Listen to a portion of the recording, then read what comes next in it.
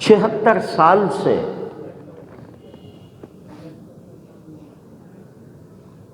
ہم اسلامی جمہوریہ پاکستان کے باشندے ہیں، ہم پاکستانی ہیں، معزز شہری ہیں۔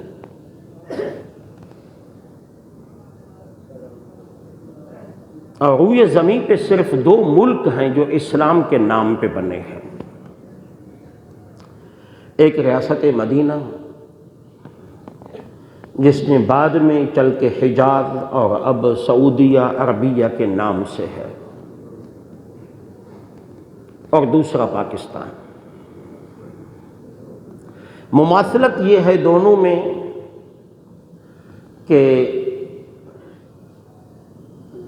ریاست مدینہ بھی ہجرت کے نتیجے میں بنی تھی۔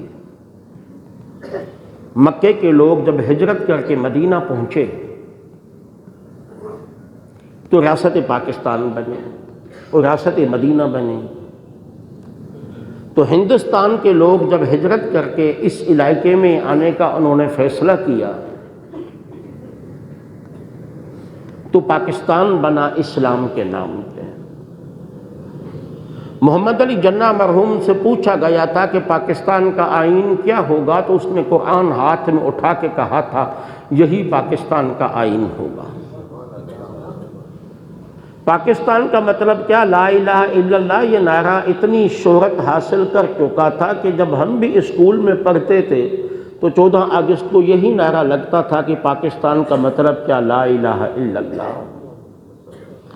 اس کے مطلب ہے لا الہ الا اللہ کو بنیاد بنا کے ملک میں اسلامی انقلاب کو بنیاد بنا کے مظلوم کو دہلیز پہ انصاف مہیا ہو جائے گا، اس یقین کے ساتھ ہم آزادی کے ساتھ گھومیں گے، آزادی کے ساتھ پھریں گے، مذہبی دن منائیں گے، چور کا ہاتھ کاٹا جائے گا، قتل کے بدلے میں قتل کیا جائے گا، ڈاکوؤں کا سر قلم کر کے بغیر جنازے کے ان کو پھینک دیا جائے گا۔ اس نعرے کے تحت آپ کے بڑوں نے ہجرت کی۔ بس اس ہجرت میں انہوں نے کیا کیا مصیبتیں جھیلی، اپنوں کو چھوڑا، بہن نے بھائی کو چھوڑ دیا، بھائی نے بہن کو چھوڑ دیا۔ ابھی بھی دوست مجھے بتاتے ہیں کہ ہماری دادی وہاں پہ تھی، ہم یہاں آ گئے، ہمارے نانا والا خاندان وہاں پہ ہے، ہم یہاں پہ آ گئے۔ یہ جو لوگوں نے اپنے خون کے رشتوں کو توڑ کر ان لوگوں کی میزبانی میں آنے کا فیصلہ کیا تھا جن کو انہوں نے ابھی تک اس سے پہلے دیکھا بھی نہ تھا، بس ایک ہی رشتے کے بنیادوں پہ خون کا رشتہ توڑ کے وہ اس وطن عزیز میں، اس خطے میں آئے تھے کہ ان کا رشتہ صرف ایک تھا، وہ تھا لا الہ الا اللہ محمد رسول اللہ۔ جس طرح مہاجرین مکہ سے مدینہ کے انصار نے نبھایا،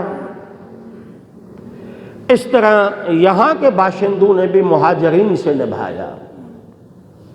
وہ جذبہ، وہ ہمت وہ تو نہیں تھی جو انصار میں تھی، لیکن ایک حد تک قبول کر لیا گیا۔ نہ جان تھی، نہ پہچان تھی، زبانی مختلف تھی، تہذیب مختلف تھی، اٹھنے بیٹھنے کا انداز مختلف تھا، لیکن یہ سب ایک ہو گئے۔ محمود و ایاز ایک ہی صف میں کھڑے ہو گئے۔ لوگوں نے اپنے گھر خالی کر کے اپنے بھائیوں کو دیے، آنے والے مہاجرین کو دیے۔ یہ سب کچھ کیوں تھا؟ وہ رشتہ تھا لا الہ الا اللہ۔ لیکن یہ تلخ حقیقت ہے، جس بنیاد پہ یہ ملک بنا تھا وہ مقصد 76 سال میں بھی حاصل نہیں ہوا۔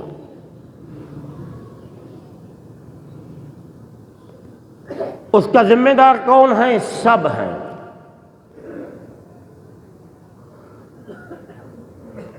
اس کے ذمہ دار سب ہیں۔ سب میں آپ سمجھ جائیں میں سب کس کس کو کہہ رہا ہوں، چاہے حکمران ہوں، چاہے عوام ہوں، چاہے اسٹیبلشمنٹ ہو، چاہے عدلیہ ہوں، طاقتور حلقے ہوں، جتنے بھی لوگ ہیں سب کے سب اس ملک کی تباہی اور بربادی میں بعض لوگوں کا، ان میں سے سب کا حصہ کچھ نہ کچھ شامل ہے۔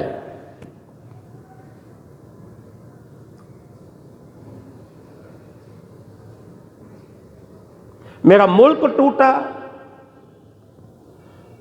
غیروں سے شکایت تو ہم کر نہیں سکتے، غیر تو غیر ہوتا ہے۔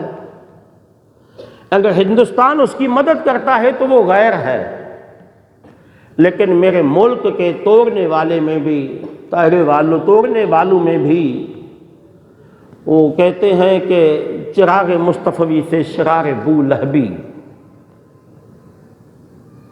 اس گھر کو آگ لگ گئی گھر کے چراغ سے۔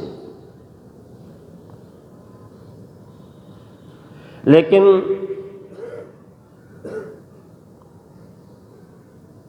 قوم کو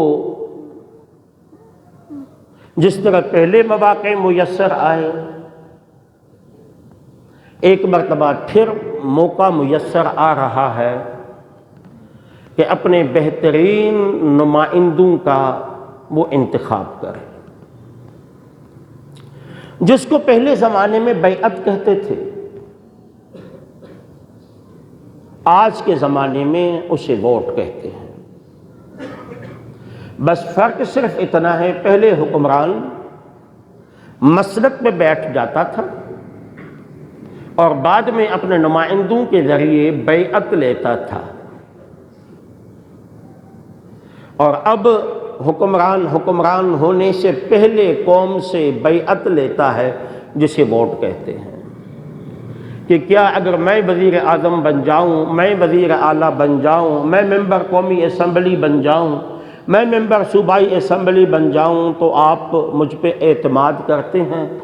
قوم کی اکثریت جس پہ اعتماد کرتی ہے